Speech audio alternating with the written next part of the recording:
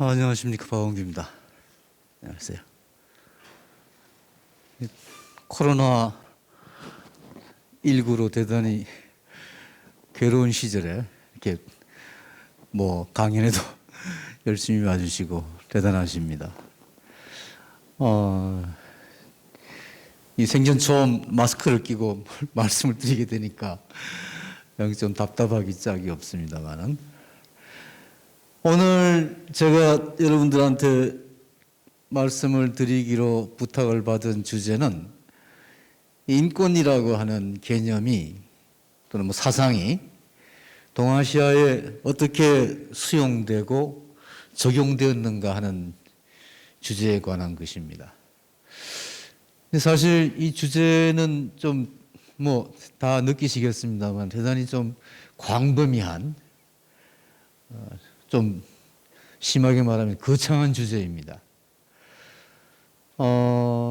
사실 이 동아시아 사람들이, 동아시아라고 하면은 주로 이제 중국과 한국과 일본 이런 세 나라, 또 크게 보면 동남아시아도 포함이 되겠습니다만은, 흔히 우리가 동아시아라고 하면은 동북아시아, 좀 정확하게 말해서, 그죠? 중일한, 한국, 중국, 일본, 이 세 나라를 말하는 것 같습니다.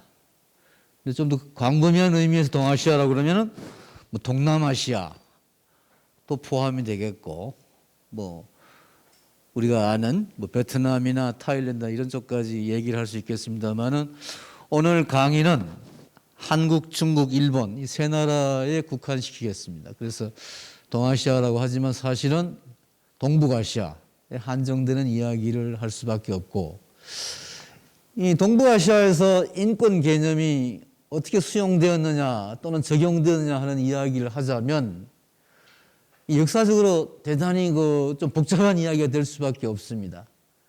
잘 아시겠습니다만은, 인권이라고 하는 것이 이 동아시아에 언제부터 수용되기 시작했을까? 여러분, 여기 지금 나이 드신 분들도 계시는데, 우리 사회에 인권이라고 하는 용어가 일반적으로 사용된 것이 언제부터일까요? 제가 기억하기로는 한 20, 30년? 한 20년? 어떻습니까? 한 20년. 또는 좀 길게 봐서 30년. 그 정도 아닐까요? 어떻습니까? 그 전에 인권이란 말을 신문이나 또는 방송이나 또는 일반인들 사이의 어떤 대화나 교육 현장에서 인권이라는 개념을 들어보신 적이 있습니까? 제가 원래 지금 68세인데, 만 나이로요. 우리 나이 69입니다만은, 제 기억으로는, 제가 머리가 별로 좋지 못하지만, 제 기억으로 인권이라고 하는 말이 우리 사회에 좀 일반화된 것은 한 20, 30년밖에 안 된 것 같아요. 인권. 그러니까 그렇게 본다면 동아시아 중에 한국에서 인권이라고 하는 개념이 수용된 역사가 그렇게 길지 않을 수도 있겠다라는 생각이 듭니다. 어떻습니까, 여러분? 한번 여러분들께서 살아오시면서 인권이라고 하는 개념을 들어본 어떤 시점, 또는 그것을, 인권이라고 하는 것을 좀 이렇게 중한 것으로, 인권이라고 하는 것이 필요한, 우리 사회에 의미 있는 그런 개념이다라고 느끼신 시기가 언제쯤일까요? 그렇게 오래되지 않은 것 같습니다. 그렇죠? 그렇죠? 북한 사람들 인권이라고 하는 개념을 잘 알까요? 제가 생각하기에 북한 사람들은 아마도 인권이라는 말을 잘 안 들어봤을지도 모르겠어요. 북한의 인권이라고 하는 말을 우리는 많이 하지만, 북한 인권 문제 이런 이야기를 하지만, 북한에 있는 한 2, 3천만 우리 동포들은 인권이라고 하는 개념을 수용을 하고 있을까요? 인권이라는 개념을 느끼고 있을까요? 어떻게 생각하십니까?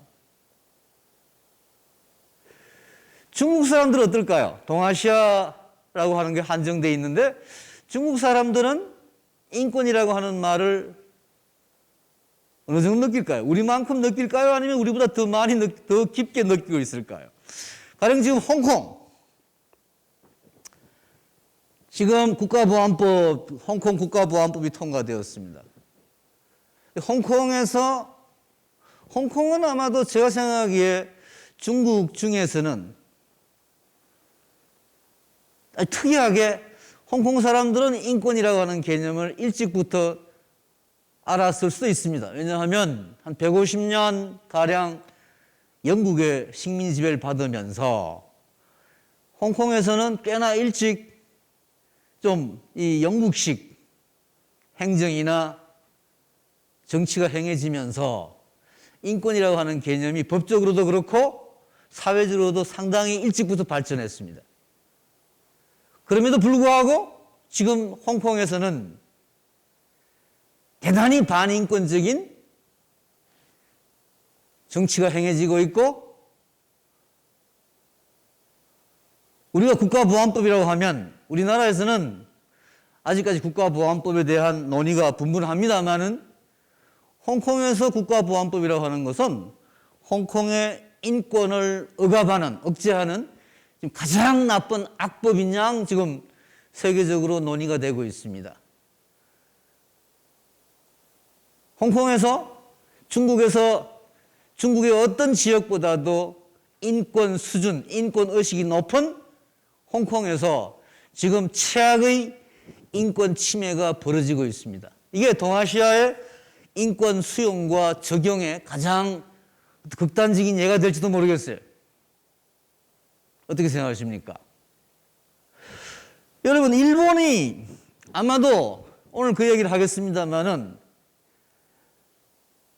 적어도 한국과 중국과 일본이 세 나라 동아시아권에서는 일본이 인권이라고 하는 개념을 제일 먼저 발전시킨 나라이면 틀림이 없습니다. 인권이라고 하는 말도 휴먼 라이츠라고 하는 말을 인권이라고 하는 말로 번역한 것도 일본 사람들이었습니다.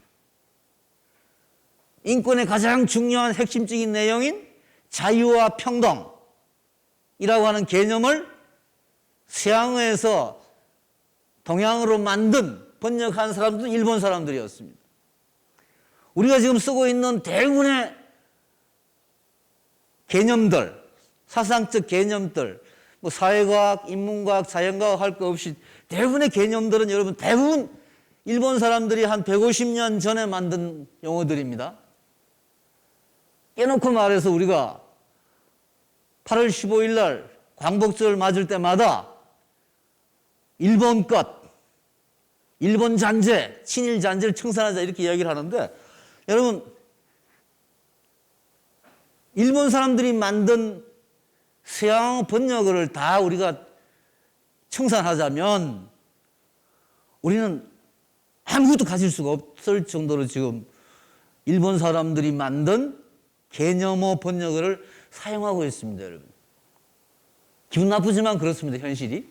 인권, 자유, 평등, 노동, 존엄성, 모든 인권에 관련된 개념들은 일본 사람들이 만들어낸 개념들입니다. 그런데 일본이 1871년에 명치유신을 하고 소위 한국과 중국을 침략할 정도로 급격하게 근대화를 일으키고 난 뒤에 일본이 동양 3국에서는 제일 먼저 헌법을 만들고 근대적인 의미의 헌법을 만들고 근대화를 시작을 하고 산업화를 시작하고 정당 정치를 시작하고 민주주의를 시작을 했습니다. 일본이. 그런데 지금 여러분 일본이 과연 인권 차원에서 선진국일까요? 여러분 일본 사람들은 저는 일본에서 공부를 좀 했습니다만은, 그래서 일본 교수들 뭐 최근에 코로나19 때문에도 서로가 바쁘게 뭘 이렇게 인터넷 이메일을 주고받는 시간이 많습니다만, 일본 사람들 대부분 인권이나 민주주의 차원은 일본 자기들 나라보다도 한국이 훨씬 더 앞서 있다라고 이야기를 합니다. 일본 사람들은 우리보다 훨씬 먼저 인권 개념을 받아들이고 인권 개념을 만든 사람들인데, 일본 사람들이 지금 일본 사람들의 어떤 인권의식, 인권 수준은 뭐 여러 가지 논의가 가능하겠습니다만은, 일본의 학자들은, 뭐 제가 아는 학자들이라서 물론 일본 학자들이 다 그렇게 생각한다고는 자신 있게 말씀드릴 수가 없습니다만, 일본의 대부분의 학자들은 제가 알기로 한국인의 인권의식이, 한국인의 인권 수준이 일본인보다 더 높다고 얘기를 합니다. 제도적으로는 반드시 그렇지 않을지 모르겠습니다. 그죠? 제도적으로는. 일본은 뭐, 예를 들어 뭐 헌법이든, 뭐 사상의 자유든, 뭐 어떤 의미의 자유든, 평등이든, 뭐 노동이나 사회보장 차원의 법적인 제도든, 법적으로, 제도적으로 따지면 우리보다 훨씬 더 나은 부분이 많습니다, 일본이. 근데 사상의 자유만 하더라도 일본에는 공산당도 있고 사회당도 있고 어떤 의미의 사상의 제한은 없습니다. 표현의 자유, 뭐 평등권, 모든 것이 일본에서는 법적으로, 제도적으로 우리보다 제약이 덜합니다. 그럼에도 불구하고 일본 사람들은 자기들의 인권 수준이 높다고 얘기하지 않습니다. 그럼 왜 그럴까요? 여러분, 지금 전 세계적으로 1948년에 세계 인권선언이 만들어지고, 사실 이 범세계적으로 인권이라고 하는 개념이 조약의 형태로, 뭐 법적인 의미의 조약적 효력을 반드시 갖는 건 아니었습니다만, 세계 인권선언이 적어도 유엔이라고 하는 국제기구가 세계 평화를 위해서 인권 보장이 가장 중요하다라고 하는 이념을 내세우고, 전 세계 대부분의 국가가 가입하고 있는 유엔이 세계 인권선언을 만든 것은 1948년이었습니다. 1948년 이후에 세계의 대부분의 나라들이 헌법에서 인권을 보장을 했고, 1976년에 오게 되면 국제인권규약이라고 하는 것을 조약 형태로 범세계적으로 만들었습니다, 여러분. 우리나라는 1991년에 가입을 했죠.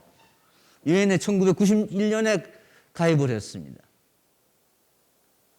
그리고 국제인권규약도 그때 비준을 했습니다. 사실 국제적인 차원의 우리나라의 인권 조약에 대한 가입의 수준은 대단히 늦었습니다. 게다가 세계인권선언이 만들어지고 국제인권규약이 만들어지고 난 뒤에 범세계적으로 지역 단위로 인권조약이 만들어지고 인권법원이 만들어진 게 1940년대 이후에 지금까지의 세계적인 경향인데, 유일하게 지역적 차원에서 인권조약이나 인권법원이 없는 지역이 동아시아입니다, 여러분.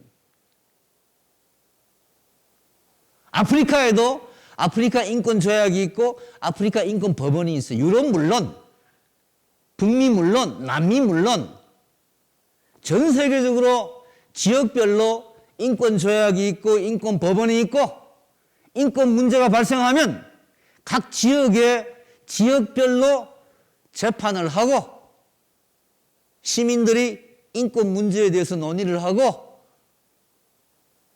하는데, 유일하게 동아시아에만 인권 조약도 없고 인권 법원도 없고 국제적인 인권 연대 기구도 없습니다, 여러분.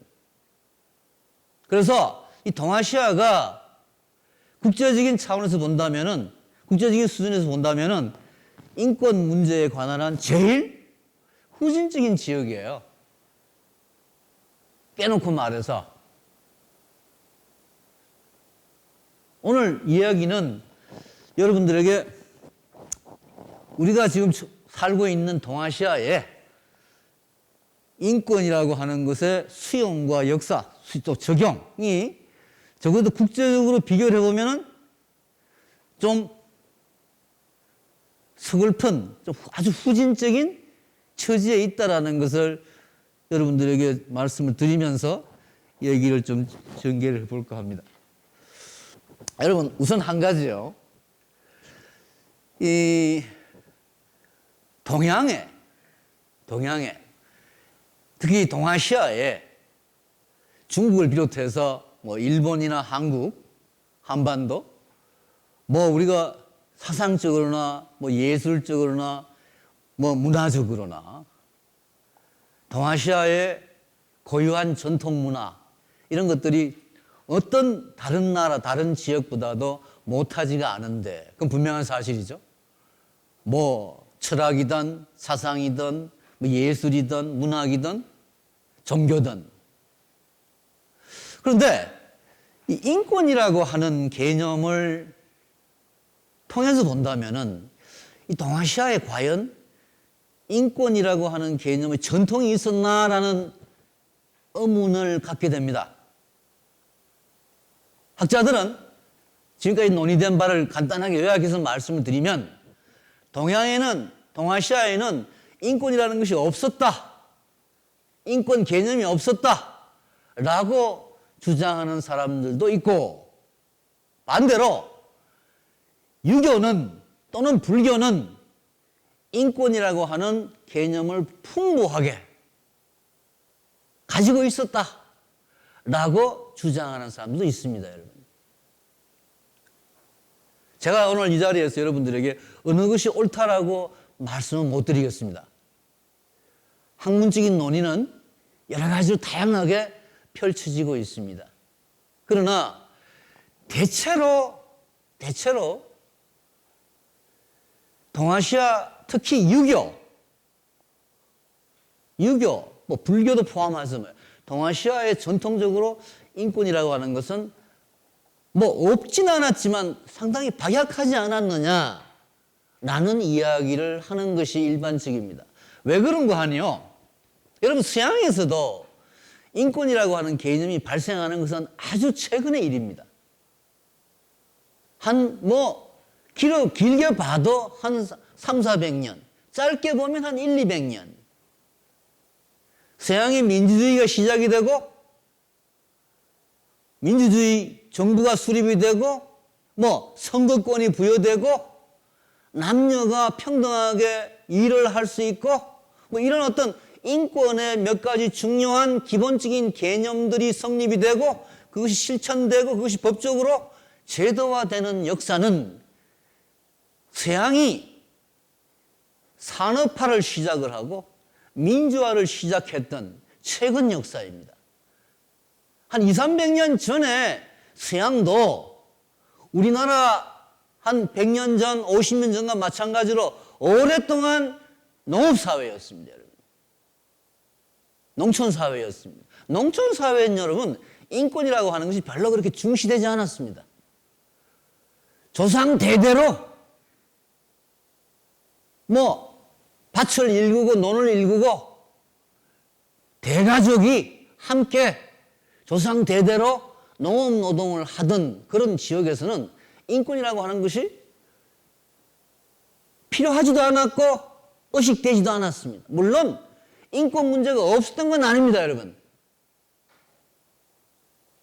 예를 들어 노예 문제, 계급 문제, 불평등 문제 이런 것들이 농업사회에도 분명히 있긴 있었습니다만은 그러나 산업화 이후에 민주화 이후에 현대 사회에서 사람들이 개인화되면서 개별화되면서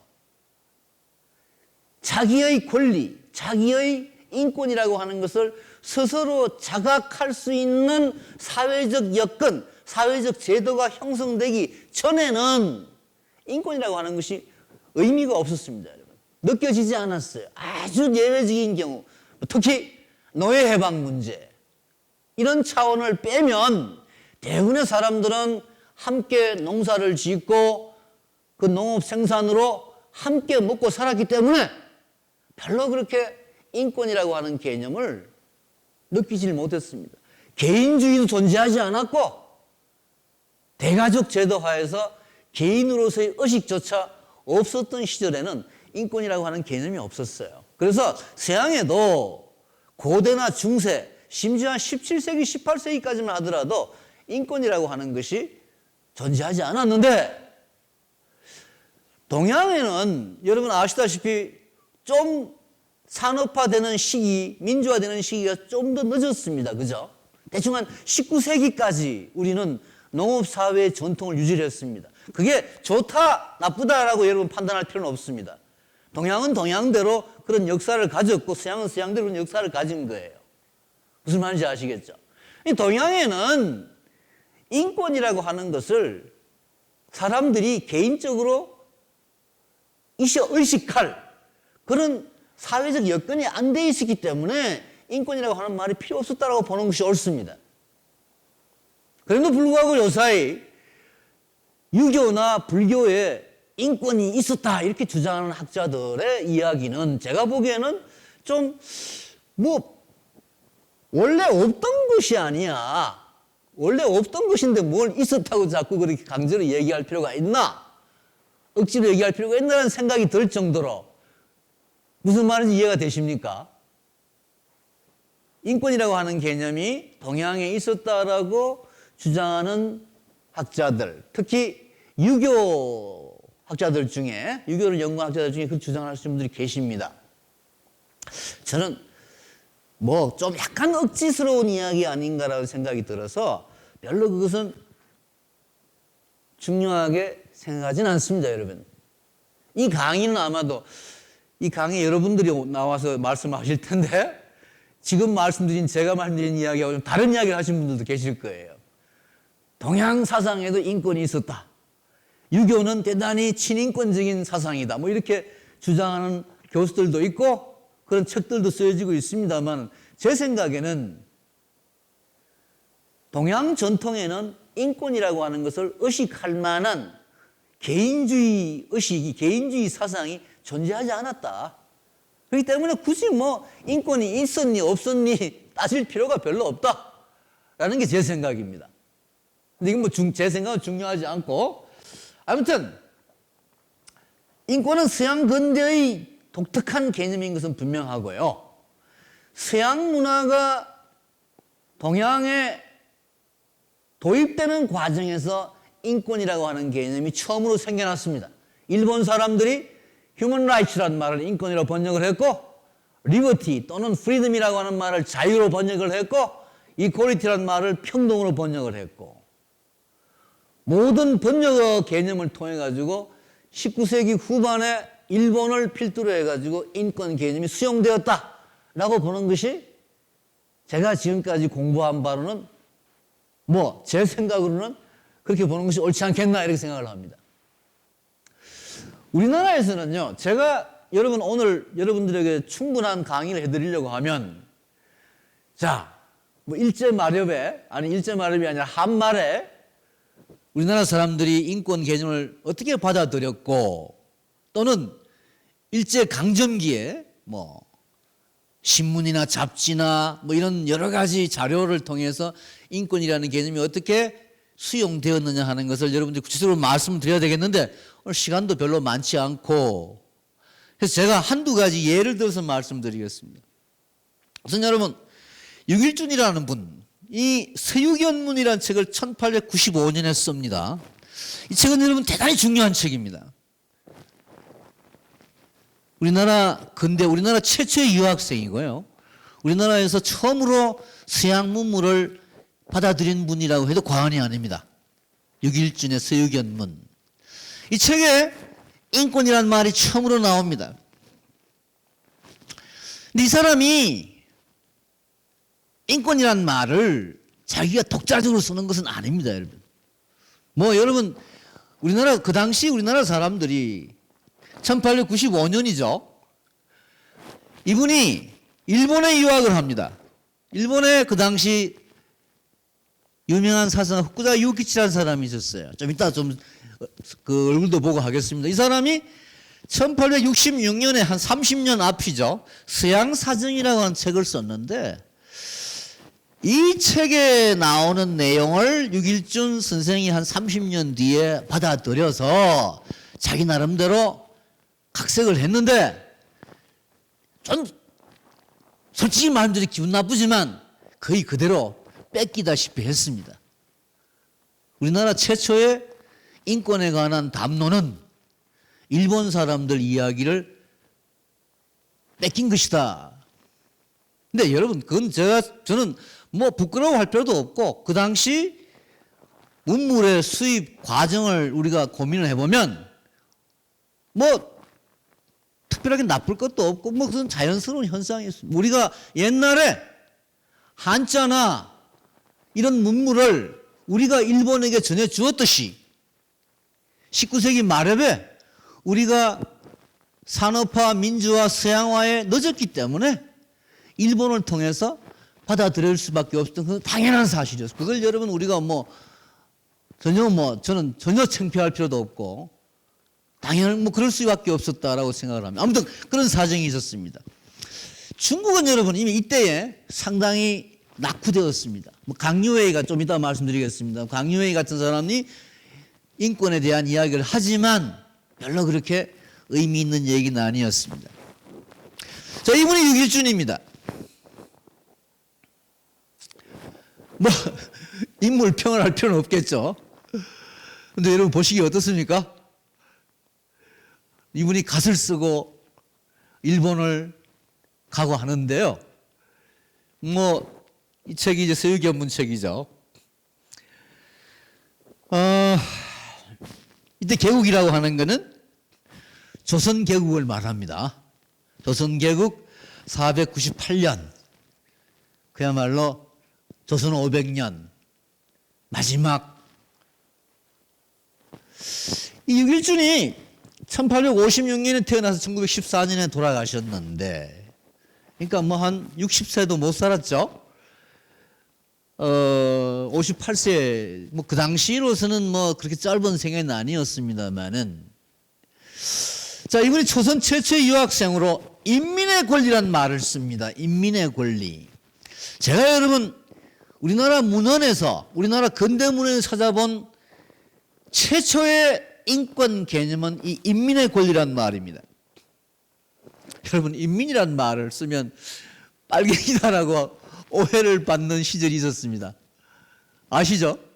인민.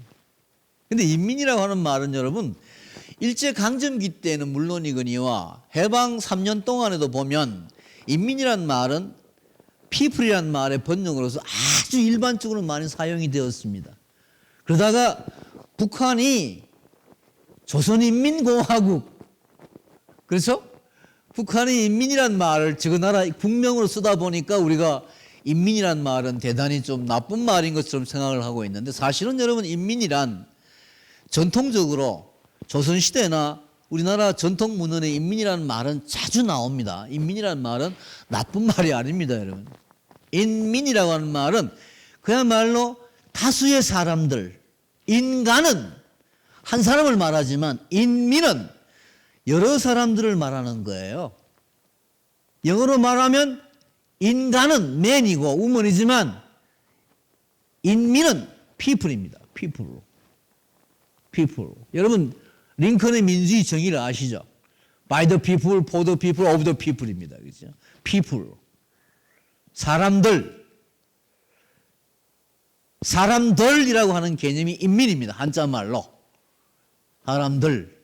인권이라고 하는 말을 최초로 사용한 유길준 선생의 뜻을 따른다면 인권이란 인민의 권리다 이렇게 보는 것이 옳다고 생각을 합니다. 인민의 권리. 이제 좀 뭐 말 때문에 말로 인해 가지고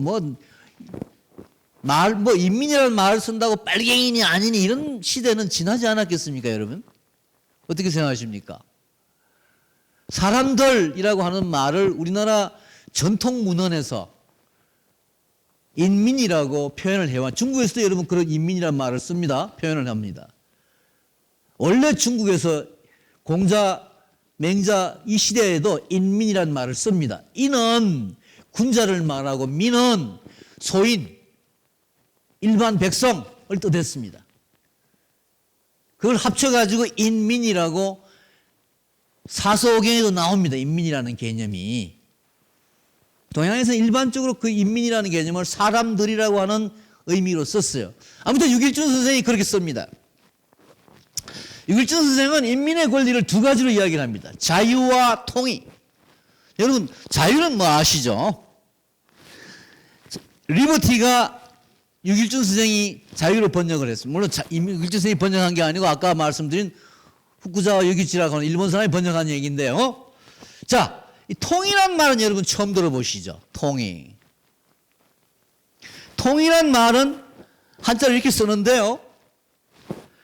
rights. 지금 우리가 권리라고 하는 말, 권리. 뭐 소유의 권리, 생명의 권리, 이 권리라고 하는 말을 여러분 유길준 선생은 통이라고 말을 썼습니다. 통이.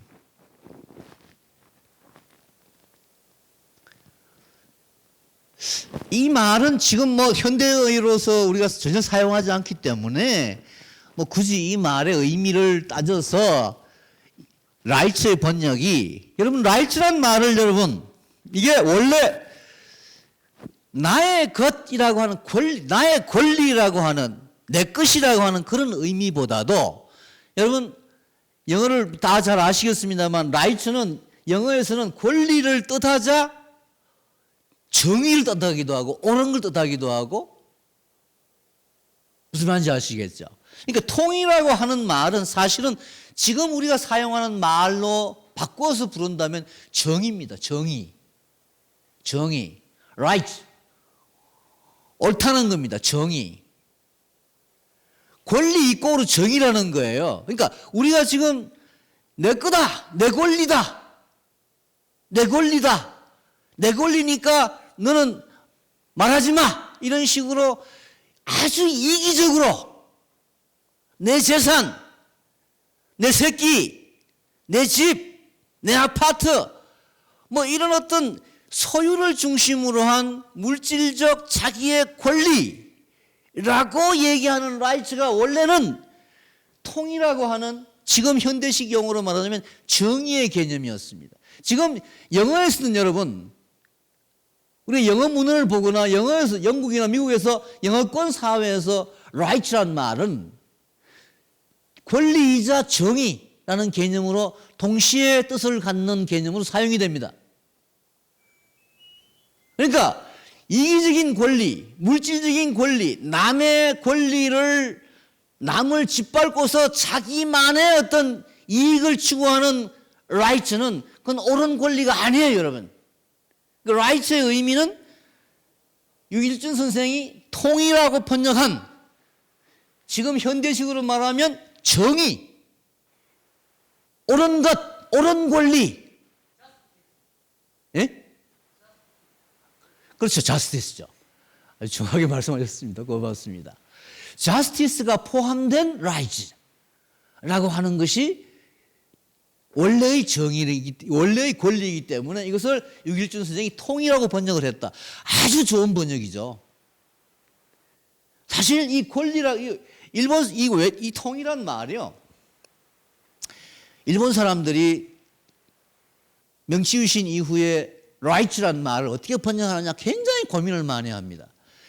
통이, 정의, 심지어 관용, 관대 이렇게도 번역을 해요. 여러분 한번 생각을 해보세요. 관용의 사회, 권리의 사회와 관용의 사회. 저는 여러분 요사이 이 대한민국이 권리를 주장하는 사람들이 지끄러하고 지 아파트라고, 지 동네라고, 지 집이라고, 지 이기적인 것을 주장하는 사람들이 정의나 관용이나 관대함에 대해서 생각을 하는지 의문입니다. 원래 권리란 정의와 관대함과 관용을 포함하는 남과 더불어 함께 사는 옳은 행위를 뜻하는데, 오늘 제가 여러분 앞에 흥분할 필요는 없겠습니다만, 아무튼 유길준 선생은 지금 우리가 어떤 의미에서는 잊어버리고 있는 라이츠의 개념을 이미 100년도 훨씬 더 전에 선각자라서 우리들에게 말씀을 하셨다는 느낌도 저는 들고 있습니다. 그런데 이제 유길준 선생의 개념이 여러분 굉장히 복잡합니다. 하기 때문에 여러분 다 말씀드릴 수 없고 간단히 몇 가지만 더 말씀드리면, 자, 유길준 선생 말씀이 이렇습니다. 권리에는 천연의 권리와 인위의 권리가 있다. 다시 말해서 천부적인 권리와 법이 부여하는 권리가 있다. 한자 제가 안 썼습니다, 여러분.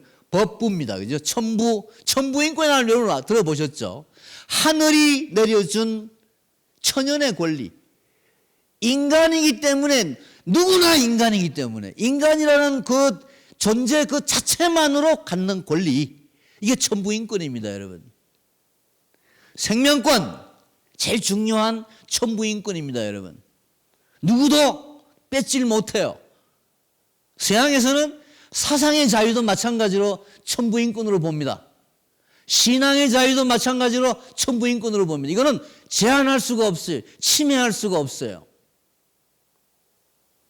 반면에 인위적인 권리, 법이 부여하는 권리, 법부의 권리는 여러분 대표적인 게 소유권입니다.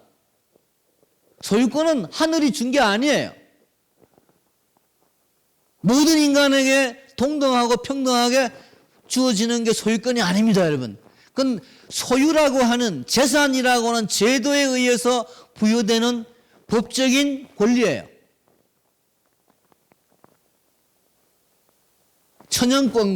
천연의 권리와 인위의 권리, 천부의 인권과 법부의 인권, 이거를 나누어서 고찰을 하셨고, 그러나 그 당시 차원에서는, 서양에서는 천부의 인권이라고 하는 것을 누구도 제한할 수 없다고 하지만, 지금 그러니까 한말이죠.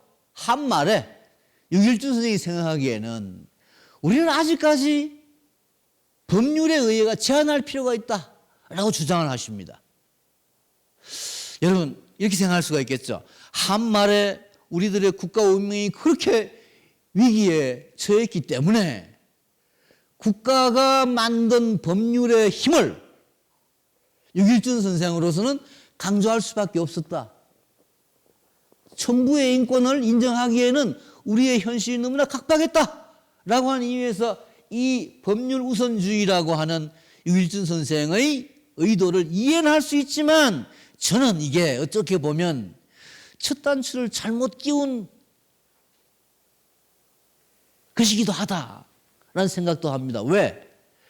처음부터 유길준 선생이 천부의 인권, 인간의 생명, 특히 생명을 천부의 인권이라고 100년 전에 처음부터 주장을 하셨더라면은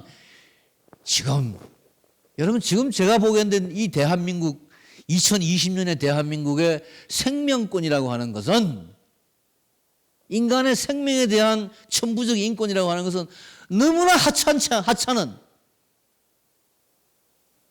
개 목숨보다 못한 인간의 생명에 대한 천시가 우리 사회에 있기 때문에 천부의 인권이라고 하는 말을 대단히 중시할 필요가 있지 않는가, 제 생각입니다. 여러분 생각 어떠신지 모르겠습니다만, 천부의 인권을 법률로 함부로 제한할 수 있다?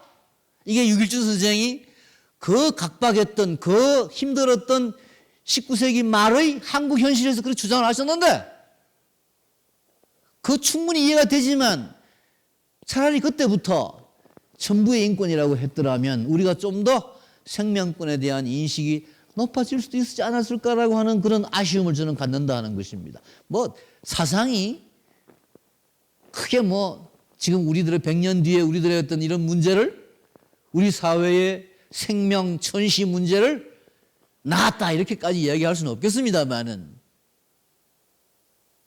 유길준 선생의 인권론에서는 이런 한계는 있었다. 그보다 더 큰 문제는요.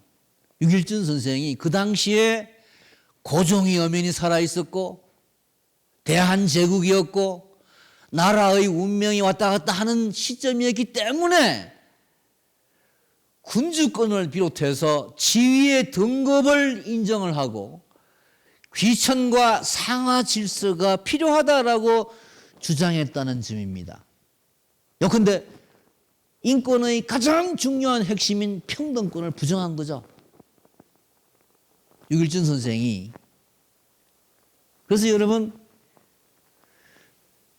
이것도 사실은 우리나라 최초의 인권 수용에 있어서 한계였습니다. 여러분 우리가 아까도 말씀드렸습니다만 충분히 이해할 수 있는 시대였습니다. 지금부터 100여 년 전, 훨씬 100년도 훨씬 더 전이죠. 120, 30년 전. 나라의 운명이 어찌 될지 모르는 지극히 위험한 그 상황에서 왕의 존재를 부정한다면 그리고 양반과 물론 양반이라고 하는 어떤 그 지배계층을 부정한다면 너무나 큰 혼란이 생길 수 있을 것이다라고 유길준 선생은 우려했음에 틀림이 없습니다. 충분히 이해하지만 역시 그것도 첫 단추를 잘못 끼운 것이 아니냐라는 생각을 할 수도 있습니다, 여러분. 차라리 그때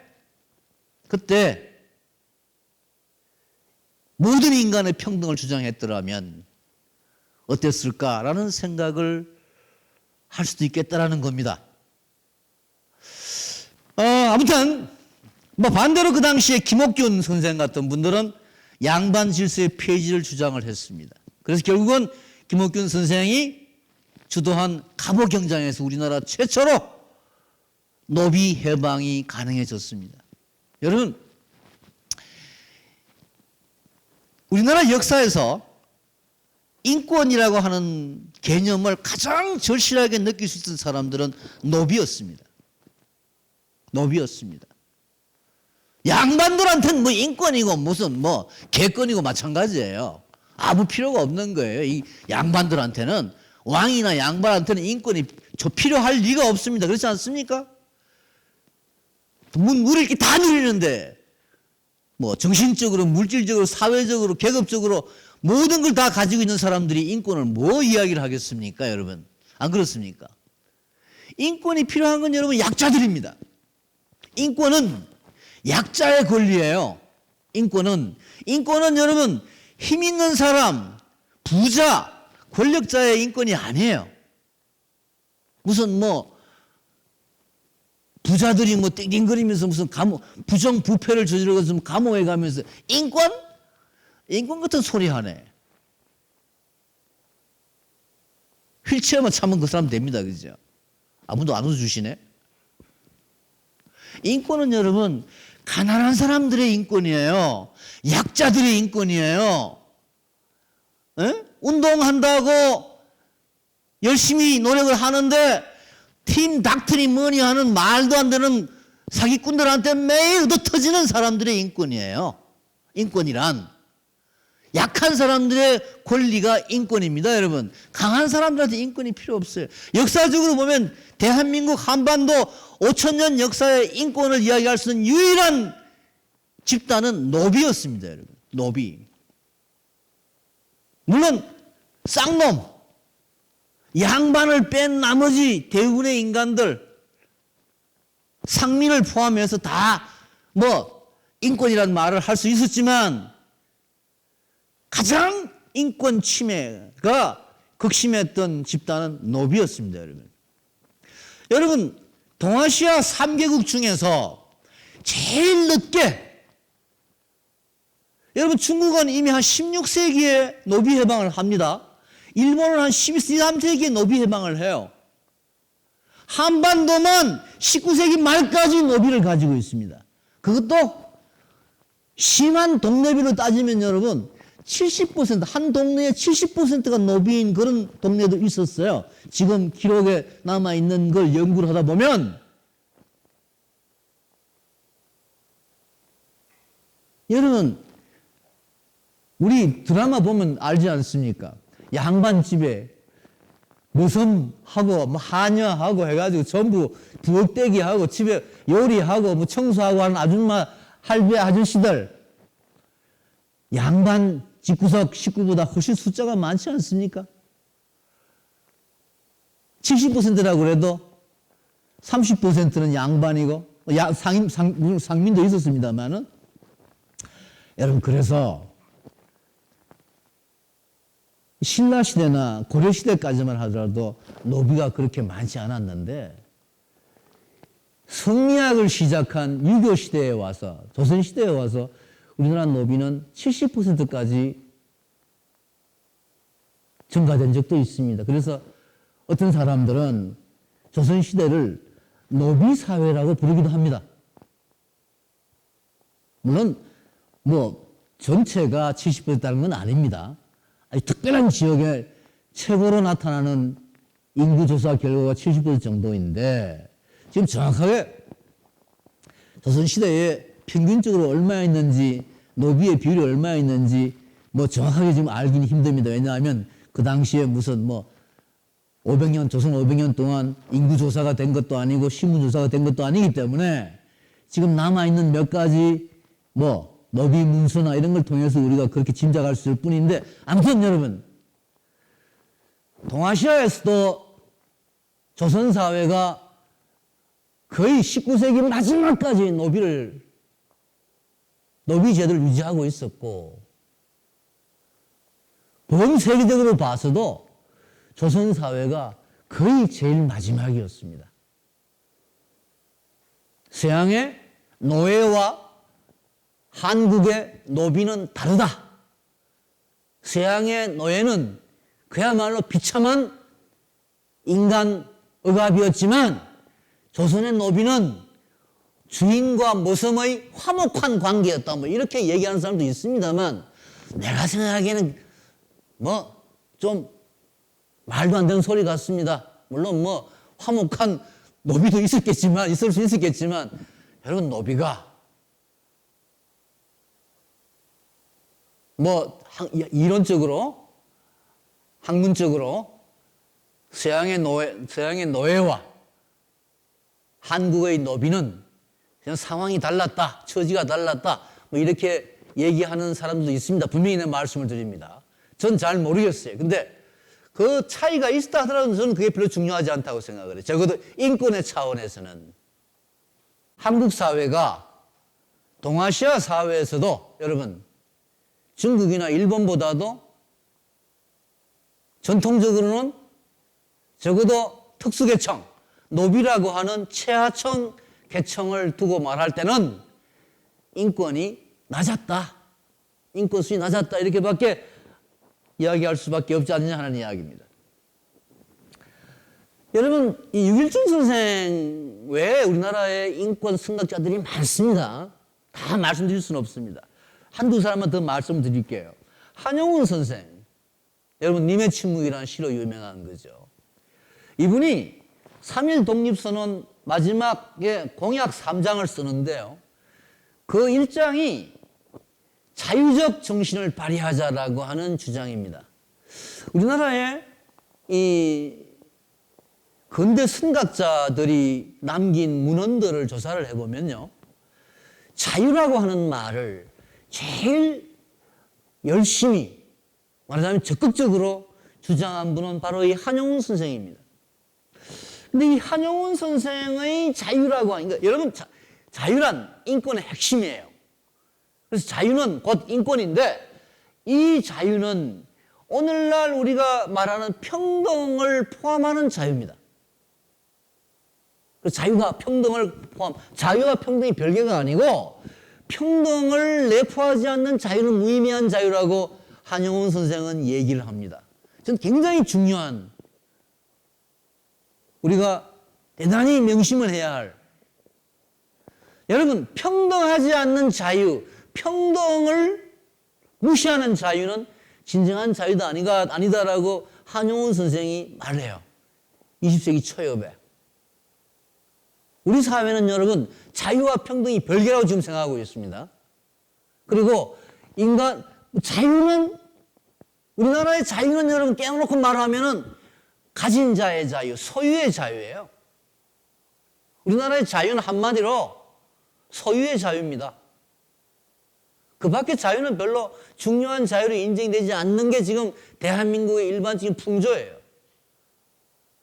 따라서 소유의 자유는 당연히 불평등하다. 가진 자는 엄청나게 가지는 게 자유고, 못 가진 자는 엄청나게 못 가지는 게 자유다. 각자의 자유다. 그 사이에 평등은 없다. 이게 대한민국입니다, 지금. 젊은 애들이 헬조선 하는 걸 여러분 들어보셨을 겁니다. 저는 헬조선이라는 말의 뜻은 다른 의미가 있다고 생각하지 않아요. 1%가 주장하는 자유, 대한민국 재산 99%를 1%의 인간들이 집권하고 주장하는 자유, 그것 때문에 젊은 애들이 대한민국을 지옥 같다라고 얘기를 하는 것이 아닌가라고 저는 생각을 하는데, 한용운 선생은 이미 20세기 초엽에 자유는 평등을 포함해야 된다라고 주장을 합니다. 저는 이게 굉장히 중요한. 근데 한용운 선생의 자유는 여러분 조금 우리가 지금 생각하는 뭐 정치적, 사회적, 경제적, 문화적 그런 의미의 자유보다 훨씬 차원이 높아요. 여러분, 한용운 선생이 선사인 거 아시죠? 서민이십니다. 그죠? 불교의 해탈, 불살생, 박애, 보편도덕주의, 대단히 사상적으로 깊은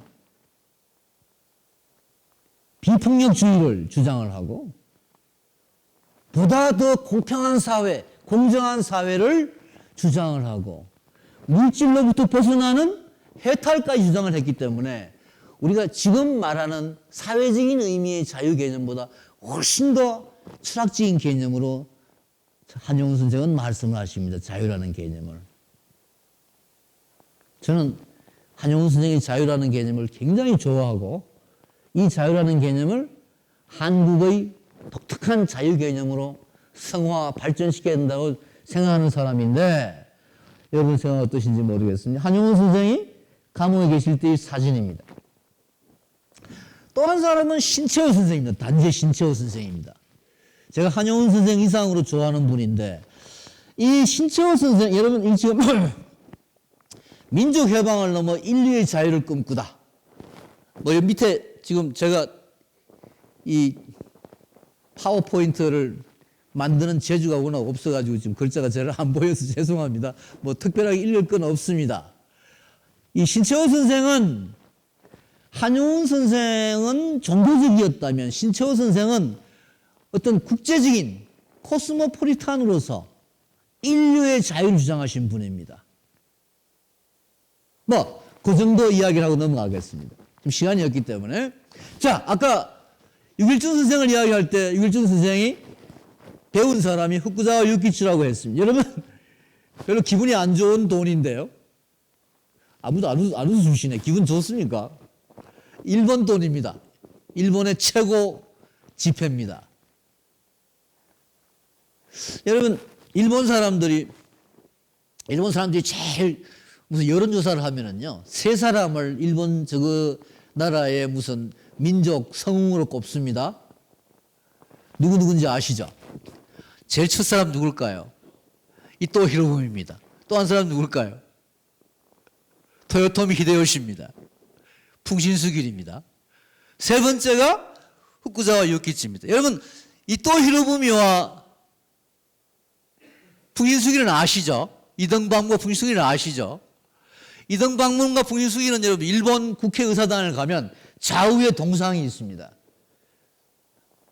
우리나라에서 제일 싫어하는 일본 놈 두 사람이 일본에서는 제일 존경하는 일본의 국부와 같은 존재예요. 근데 이 사람은 그 두 사람에 비해서 좀 덜 유명해요. 우리나라 사람도 잘 모릅니다. 후쿠자와 요키치. 이 사람은 학자였어요. 그런데 일본 사상의 아버지입니다. 일본의 모든 근대 사상을 이 사람이 다 만들어요. 인권도 이 사람이 만듭니다.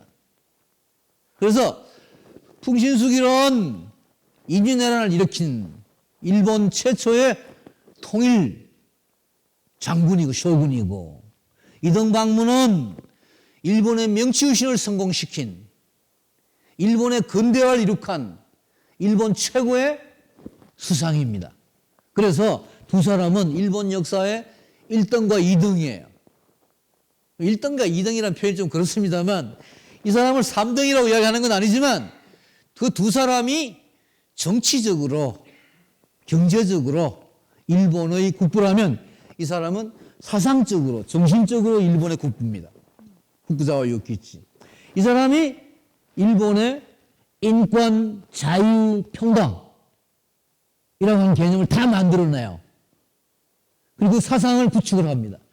그래서 어떤 의미에서 동아시아의 제일 인권의 선각자는 좋든 싫든 우리가 후쿠자와 유키치라고 하지 않을 수가 없습니다.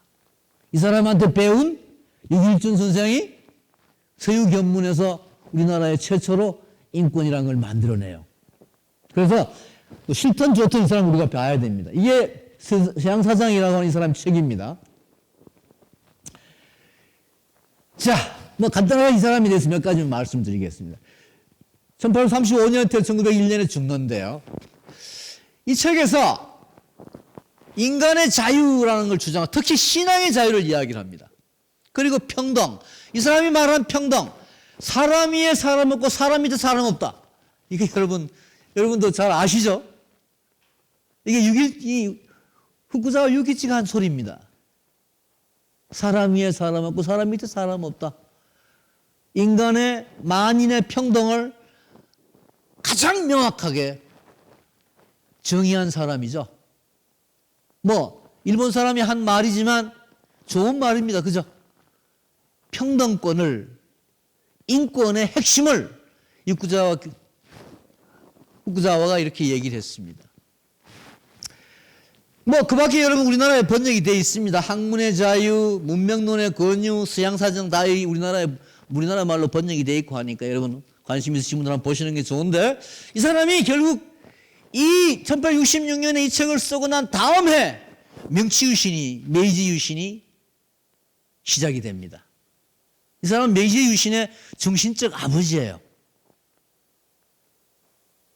우리나라의 10월 유신의 정신적 아버지는 누굽니까? 그리고 자유민권운동이라는 걸 시작을 합니다. 일본에는 여러분, 우리나라 역사에는 자유민권운동의 역사가 없어요. 우리나라는 유길준 선생이 인권사상을 얘기를 했는데 아시다시피 곧 나라가 망했습니다. 그렇죠? 그래서 우리나라에는 자유민권사상 운동이, 인권운동이, 근대적인 의미의 시민인권운동이 벌어질 수 있는 역사적인 공간이 없었습니다. 근데 일본은 그게 가능해져요. 자유민권운동의 결과로 22년 뒤에 동양 최초의 근대 헌법이 만들어집니다. 명치헌법입니다. 메이지헌법. 일본이 최초로 인권을 규정하는 메이지헌법을 만들어요. 우리는 1948년, 그러니까 무려 한 60, 70년 뒤에 최초의 헌법을 만듭니다.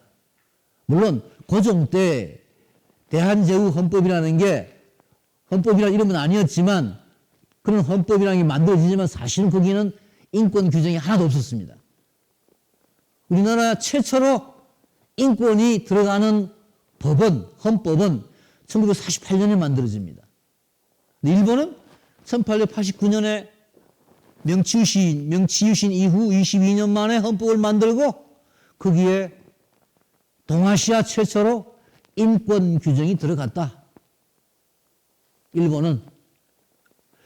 여러분 이게 이 메이지 헌법이 1910년부터 1945년까지 일제강점기에 조선에 메이지 헌법이 적용되었느냐? 적용 안 되었습니다, 여러분. 조선에는 이 헌법이 적용이 안 되었습니다, 실제로. 이 헌법에는 일본의 국회를 구성하는 선거권에 관한 규정도 있고 하고 여러 가지 인권에 관한 규정이 있는데 이 헌법에 조선에 관한 인권 규정은 조선에 적용이 안 되었습니다. 일본을 위한 인권 규정이었습니다. 자, 그 1년 뒤에 여러분 교육치가 만들어집니다. 우리나라에 유신헌법이 만들어지기 전으로 국민교육헌장이 만들어진 것을 이 일본의 요 시기에 두 가지 과정과 비교하는 사람들이 있었습니다. 이 교육치고라고 하는 것이 사실은 헌법과 함께 일본인의 정신을 기울한 헌법에서는 인권을 규정을 했으면서 교육치고로는 천황에 의한 일본인의 정신적 구속을 강요했다는 점 때문에 사실은 이 두 개의 문서가 모순이 되었다고 분석하는 학자들도 있습니다. 아무튼 이런 과정을 거쳐가지고 명치유신이 이륙학되고 난 뒤에 후쿠자와 요키치가 게이오 대학, 지금 일본의 우리나라 같으면 연세대학쯤 되는 그 대학인데요. 그 대학을 만들고 하는데 여러분 후쿠자와 요키치가 일본 사람들에게는 대단히 중요한 성각자였습니다만 우리나라 사람들에게는 그다지 좋은 사람은 아니었습니다. 그 사람이 아시아의 나쁜 친구를 찾으라라. 이런 이야기를 이제 하게 되고 나이가 좀 들면서 특히 타라 입구 아시아를 벗어나서 유럽으로 들어가자. 그러니까 유럽과 함께 우리는 살아야 되는 것이 아시아의 무슨 중국이나 한국하고 부술해서는 안 된다. 이런 이야기를 하게 됩니다. 요새 일본 아베가 친미 반중 방한 이런 소리를 하는 비슷한 느낌이 든다는 생각도 듭니다. 그죠? 이 후쿠자와 유키치의 그런 이 한국에 관련된 이야기를 조금 여러분들에게 소개를 할까 하는데요. 그러니까 이 일본 사람들이 자기 나라에서는 근대화, 민주화, 산업화, 인권 이런 걸 주장하면서도 다른 나라에 대해서는 여러분 특히 같은 동아시아권의 한국이나 중국에 대해서는 대단히 배타적인 반인권적인 이런 사상을 공공연히 표현하는 것이 후쿠자와 유키치라는 사람부터 시작해서 지금까지도 일본이 갖는 인권 의식의 한계가 아닐까라는 생각을 저는 가끔 하는데요. 이 사람이 이런 이야기를 합니다. 일본이 조선과 중국을 개화시키고 동양삼국이 힘을 합쳐서 서양 세력의 침략에 저항해야 된다. 처음엔 이렇게 주장을 합니다. 여기까지 때는 크게 무슨 침략을 이야기하진 않습니다. 그죠? 그런데 사실 여러분 요 말은 나중에 일본이 1940년대 이른바 대동아 전쟁, 일본식으로 말해서 태평양 전쟁이라고 하죠. 2차 대전에 일본이 침략을 하면서 미국하고 그러니까 진주만 폭격을 하면서 이 전쟁을 시작할 때, 침략 전쟁을 시작할 때에 주장하는 대동아 공영권이라는 얘기하고 그게 같은 이야기입니다. 1881년 이후에 일본을 찾은 김옥균, 박영여, 유길준, 윤치호 등 개화파 인사들에게 이 후쿠자와가 굉장히 중요한 영향을 미치는데요. 이 사람들에게 조선판 메이지 유신 곧 갑오경장을 하라고 이야기를 합니다. 사실 갑오경장의 사상적인 배경은 후쿠자와 유키치라고 해도 과언이 아닌데요. 갑오경장, 갑신정변이죠. 1884년에. 이 갑신정변이 청군의 개입을 실패를 하자 후쿠자와 유키치가 방송 통곡을 했다 그럽니다. 대성 통곡을 했다 그럽니다. 특히 조선정부가 전근대기 연좌제를 적용해서 개화파 인사들은 물론 가족까지 처형하는 데 격분해서 1885년 3월 자기가 발행하는 시사신부라는 잡지에 타라론, 아까 말한 타라 입국, 결국 한국의 갑신정변이 실패를 하고 김옥균이 능지처참을 당해서 조선 종로거리에 효수되는 것을 보고 탈환을 주장했다. 뭐 이렇게 일본에서는 기록을 하고 있는데 정확한 건 뭐 제가 잘 모르겠습니다. 아무튼 이 후쿠자와 유키치가 이 시점에 와가지고 이제 굉장히 좀 한국에 대해서 굉장히 좀 침략적인 주장을 하게 됩니다. 1885년 8월에 보면 조선인민을 위하여 그 나라의 멸망을 기원한다. 인민의 생명도 재산 지켜주지 못하고 독립국의 자존심 지키지 않는 그런 나라는 오히려 망해버리는 것이 인민을 구제하는 길이다. 동학난이 발생했을 때 조선인민은 소와 말, 돼지와 개와 같다. 이 비슷한 말 요새도 우리나라 사람들 중에도 하는 거 여러분 들어본 적 있지 않습니까? 어떻습니까? 조선인의 완고무식함은 남양의 미개인에게 뒤지지 않는다며 동학군을 비난했고 청일전쟁이 났을 때는 중국인은 장구벌레, 개, 돼지, 거지, 오합, 산적이라고 매도를 했다. 그러니까 같은 동아시아권인데 일본이 항상 명치유신 때부터 일본이 마치 동아시아의 맹주인 양 행세를 하면서 침략을 합리화하기도 했다라는 것은 동아시아 인권연대라고 하는 차원에서 본다면 대단히 비극적인 그런 게 아닐까라는 생각이 듭니다. 여러분 중국은 아시다시피 이 청말, 우리 한말에 해당되는 거죠. 그리고 그 뒤에 대단히 복잡한 오사운동 이후에 근대화 과정을 거치면서 특히 공산당, 모택동의 공산군하고 장개석의 국민군하고의 어떤 대단히 긴 내전 상태를 겪어왔고 했기 때문에 사실 인권이라고 하는 개념이 정착되기가 몹시 힘들었습니다. 그죠? 그러나 중국에도 근대적인 의미의 선각자들이 인권 사상, 인권에 대한 개념을 가졌던 것은 분명한 사실이었습니다. 그 중에 몇 사람 소개를 하면 여러분, 강유회라는 사람, 대동서라고 하는 유명한 책을 쓴 사람인데요. 이 사람이 차별이 없고 모두 합동하여 이룩하는 사회를 대동사회라고 이야기를 했습니다. 그러나 역시 앞에서 말씀드렸던 유길준 선생의 경우처럼 강유회의도 그 당시 청나라의 지배체제를 인정을 했고 또 인권을 법적인 제한을 둬야 되는 것으로 주장을 한 점에서 그 당시 중국 현실에 맞게끔 주장을 한 것인지 모르겠습니다만 지금 우리가 생각하는 인권 개념하고는 좀 다른 차이를 보이고 있습니다. 양치차오라고 하는 양계초라고 우리가 보통 한자로 쓰는데요. 이 사람도 그런 인권 개념을 주장한 사람이고 특히 우리나라의 신채호 선생에게 영향력을 행사했습니다. 그 밖에 여러 사람이 있으면 또 한 사람을 더 소개하면 옌프라고 하는 엄복이라고 하는 사람인데요. 이 사람이 존 스튜어트 밀의 자유론이라고 하는 책을 군기권계론이라고 번역을 했는데 이게 무슨 뜻이냐 하면 이 자유라고 하는 말을 군과 그러니까 무리와 그러니까 우리가 말하는 사회죠. 어떤 개인, 사회와 개인의 관계에 관한 사회와 개인의 권리의 어떤 관계, 그 세계에 대한 논의다. 이렇게 제목을 번역한 것처럼 자유라고 하는 것을 존 스튜어트 밀이라고 하는 사람은 원래 온 리버티라고 하는 자유론이라고 하는 책에서 남을 방해하지 않으면 남에게 해를 끼치지 않으면 모든 것은 나의 자유다라고 하는 상당히 절대적인 의미의 자유를 주장한 것을 그 당시 20세기 초엽에 중국에서 그 책을 번역하면서는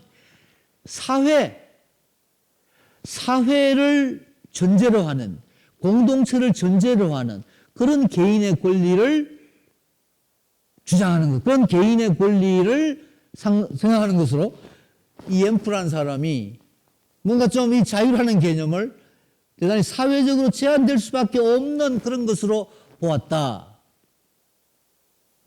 중국도 그렇고 일본은 조금 달랐습니다만, 일본도 물론 뭐, 이 아까 말씀 후쿠자 유키치도 역시 뭐 나중에는 어떤 사회적인 한계나 국가적인 제한 같은 것을 인정을 합니다만은, 말하자면 서양 근대의 개인적인 어떤 그런 개인주의적인 이기주의적인 그런 인권, 뭐 인권 서양에서 원래 인권을 꼭 그렇게 주장할 수는 없겠습니다만 좀 더 그런 개인의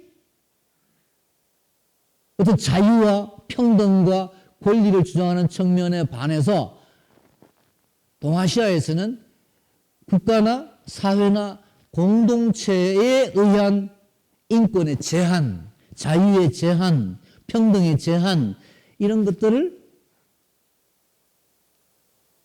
인권 수용 과정에서 보이고 있다.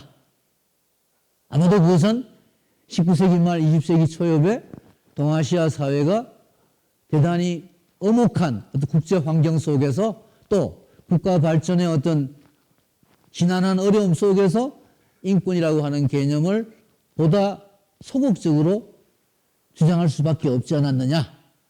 뭐 이런 정면, 뭐 그런 측면에서 우리가 이해를 할 수 있다고 생각을 합니다.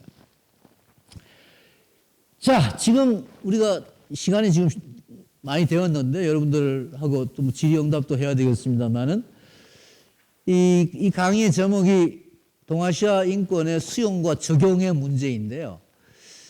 이 적용이라고 하는 것은 말하자면 이제 인권을 어떻게 우리가 인권 사상을 어떻게 수용을 해서 그것을 이제 제도적으로 또는 뭐 법적으로 뭐 사회적으로 뭐 정치적으로 경제적으로 어떻게 적용해야 왔느냐 하는 문제인데 이건 여러분 굉장히 좀 복잡하고 또 광범위한 문제이기 때문에 그냥 몇 가지 제도적인 대표적인 예만 제가 소개를 하겠습니다.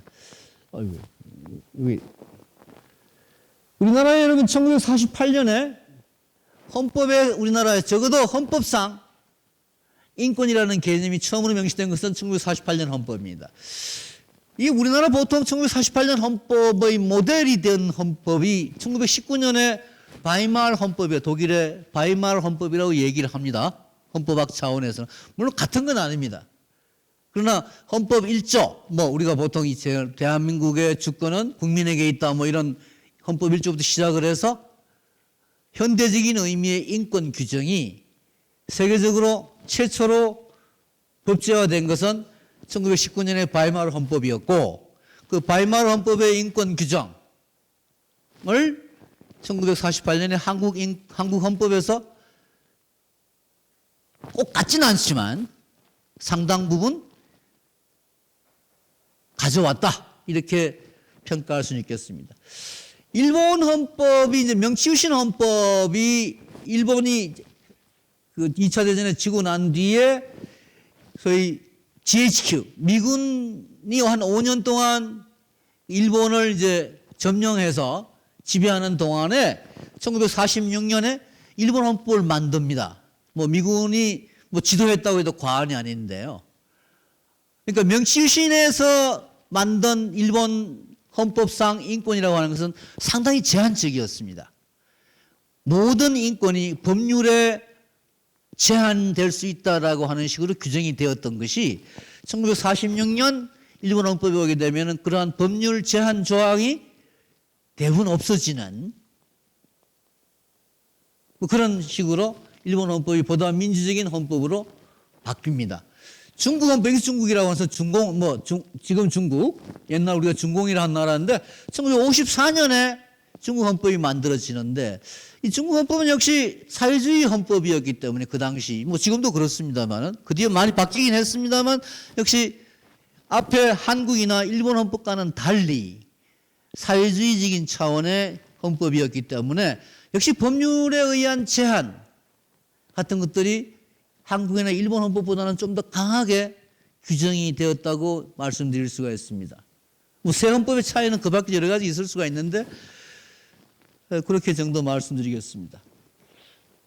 구체적인 법률 차원에서 인권에 관련된 법률이 대단히 많습니다.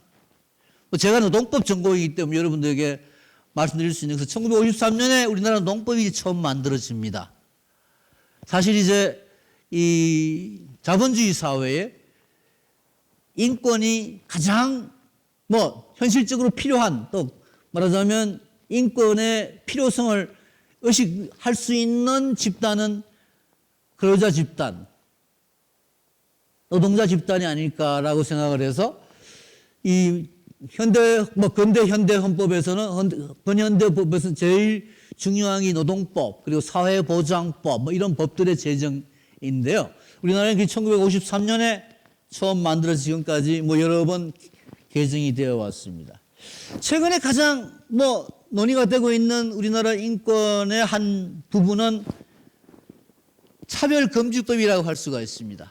차별금지법을 만들어야 된다. 또는 차별금지법을 만들면 안 된다라고 하는 인권에 관련된 가장 핫한 어떤 논란이 지금 우리나라에서 벌어지고 있는데 그것이 바로 차별금지법이 아닌가라고 생각이 됩니다. 이 차별금지법이 앞으로 어떻게 될지 오늘 여러분들하고 말씀을 나누는 이 인권 개념의 어떤 적용 문제와 관련되어서 여러 가지 문제가 있지만 한 가지 구체적인 사례로 우리가 고민해 볼 필요가 있고 또 관심을 가질 필요가 있는 것이 이 차별금지법 문제가 아닐까. 그걸 뭐 찬성을 하든 반대를 하든 간에 우리 모두가 관심을 가지고 봐야 될 것 같습니다. 그 문제에 대해서 뭐 구체적인 뭐 내용을 설명하기는 조금 지금 시간이 많이 흘렀기 때문에 문제 제기만 하고 제 얘기는 일단 이걸로 마치고 뭐 여러분들 혹시 질의가 있으시면 같이 얘기를 좀 듣도록 하겠습니다. 제 얘기 이걸로 마치겠습니다. 고맙습니다. 제가 이해한 대로만 답을 드릴 테니까 뭐 제 답이 혹시 부족하면 다시 질문 보충해 주시기 바랍니다. 유학을 우리가 어떻게 판단할 것이냐 하는 문제. 그것을 무조건 뭐 어떤 이유든 간에 뭐 인권의 차원이든 뭐든 차원에 뭘 그걸 경시한다거나 그걸 또 좀 폄하한다거나 하는 것은 물론 오리엔탈리즘적인 현상일 수가 있습니다. 분명히 그런 질문의 의도가 있으셨죠.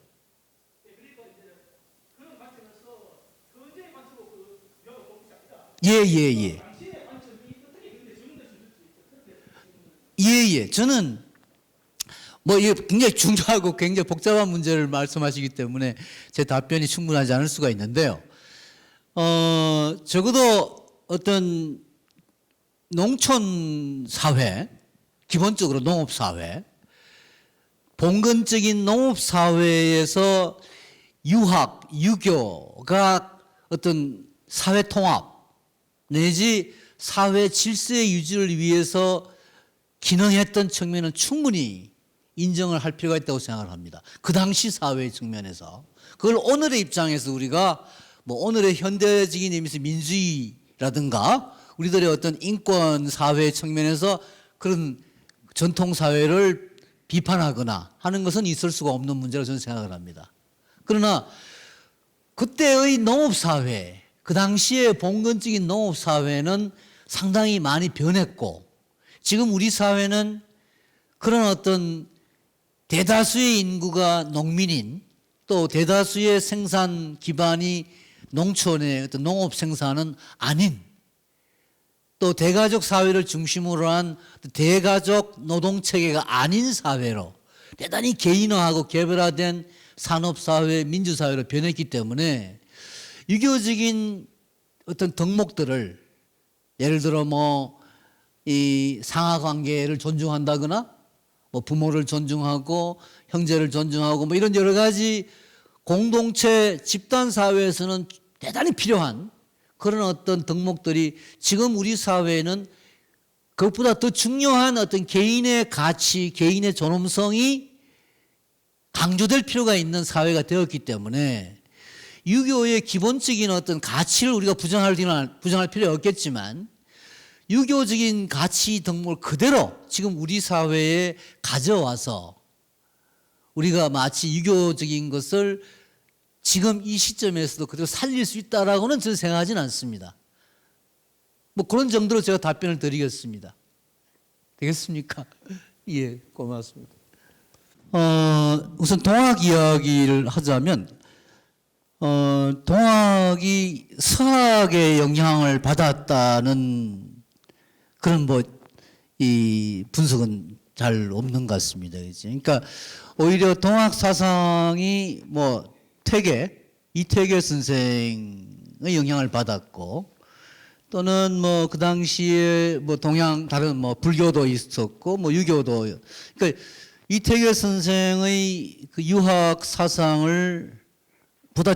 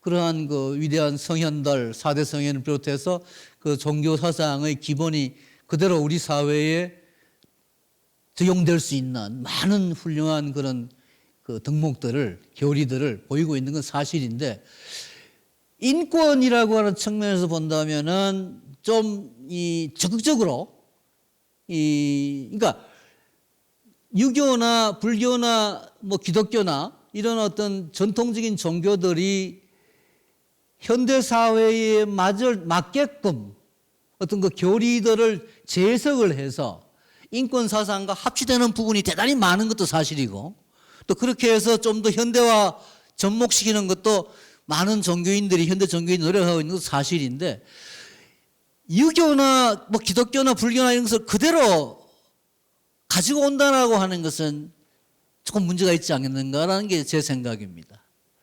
그러니까 기본적인 가치, 그걸 우리가 충분히 존중해야 돼요. 또 그것이 의미가 있는 것도 누구도 부정할 수가 없는데, 가령 아까 차별금지법 같은 걸 이야기를 했습니다만은, 차별금지법에 대해서 반대하는 가령 기독교인들도 있을 수가 있고, 또는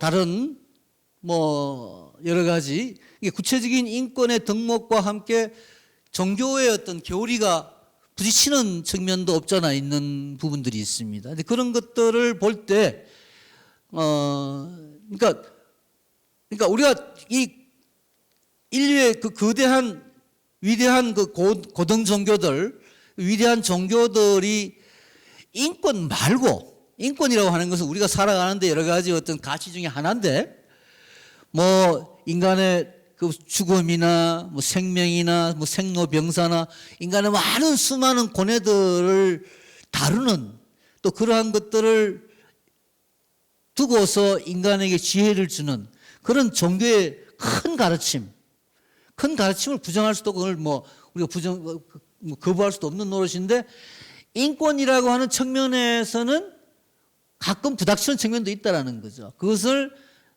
종교들이 2500년, 3000년 역사를 가진 종교들이 그동안 뭐 고대 사회나 중세 사회나 이런 데서는 이런 경우에는 예를 들어 뭐 계급 질서도 합리화시켰고 또는 뭐 왕의 어떤 그 뭐 권력도 그것이 아무리 나쁜 권력이라 하더라도 뭐 왕권 신수들이라 하는 의미에서 정당화시킨 종교의 어떤 부정적인 역할도 있었기 때문에 그런 어떤 그러니까 종교가 반인권적으로 악용된 역사가 대단히 길게 있다는 거죠.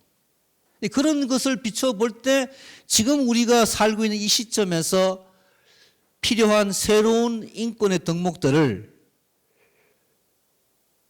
보다 정당하게 옹호하기 위해서는 종교들이 갖고 있는 어떤 부분적인 인권에 관련된 부분적인 덕목들도 조금은 제고될 필요가 있는 부분이 있다라는 이야기를 저는 하고 싶은 겁니다. 그러니까 종교 자체의 가치를 부정하는 건 전혀 아니라는 점을 말씀드립니다. 그러니까 서구적인 의미의 근대화의 일부분으로서의 인권 논의만으로는 충분하지 않다라고 하는 지금 지적엔 충분히 동의를 합니다. 자, 그 다음에 우리가 그러면 서구적인 근대화나 서구적인 어떤 서양화, 서양을 일본식의 그런 걸 넘어서는 인권의 개념. 아까 제가 뭐 이 한용운 선생의 경우도 말씀을 드렸고, 신채호 선생의 좀 더 국제적인 인류적인 인권 개념에 대해서도 말씀을 드렸는데, 여러 가지 가능성이 있고, 또 우리 뭐 한용운 선생 같은 경우는 우리 전통의 뿌리박은 특히 불교 같은 것을 이제 전제로 해서 하시는 말씀이고 또 아까 동학 말씀도 나왔습니다마는 예를 들어 뭐 동학 개념에 있어서도 동학의 전제가 되는 좀 유교 개념에 있어서도 그걸 그대로 그러니까 유교적인 덕목 그대로를 가져올 수는 없지만 기본적인 어떤 사상의 어떤 그 뿌리라 할까요? 유교든 불교든 또는 동학이든 이런 어떤 전통을 재창조하는, 재도입하는 그런 어떤 터전을 좀 더 튼튼하게 가지면서 우리들의 인권 개념을 충분히 풍부하게 할 수 있는 그런 가능성은 있다고 생각을 합니다. 또 그래야 된다고 생각을 합니다. 하신 말씀에 전적으로 동의를 하고 근데 제가 무슨 답을 가지고 있지는 않습니다.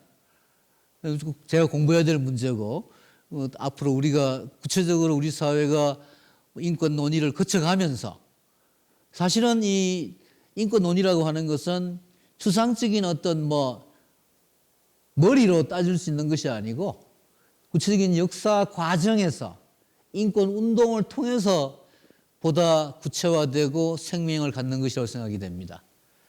열정적인 강연을 해주신 박홍규 교수님께 다시 한번 큰 박수 부탁드립니다. 인권 운동을 통해서 보다 구체화되고